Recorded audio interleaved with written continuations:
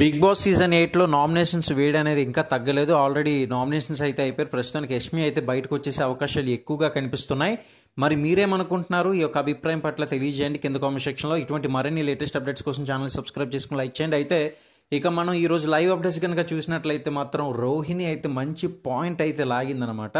ఎప్పుడైతే గేమ్ ఆడేటప్పుడు పృథ్వీని పృథ్వీ యొక్క గేమ్ మాత్రమే నీకు కనిపిస్తుందా, నబేల్ అయితే ఎంత బాగా ఆడాడు, ఆ గేమ్ నీకు కనిపించలేదా, తను ఏమైనా కాల్ చెప్పుకొని కూర్చున్నాడా అని చెప్పి వేస్తున్న పాయింట్లు అనేది అయితే సమాధానం చెప్పలేని పరిస్థితులు అయితే యష్మి కనిపిస్తుంది.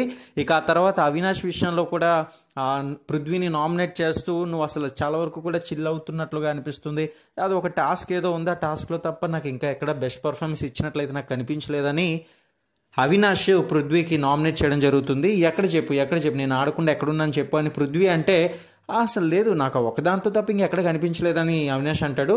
అయితే మరి ఊరికే వచ్చానా, నేను గెలవడానికి వచ్చాను, అయితే గెలువు అని చెప్పేసి అవినాష్ అంటాడు అనమాట. కానీ వేడి మాత్రం పర్వాలేదు అనిపించింది. మరి రాను రాను చూస్తారు కదా, నెక్స్ట్ నామినేషన్స్ అనేది ఇంకాస్త పెరిగే అవకాశాలు ఉంటుంది ఒక రచ్చ.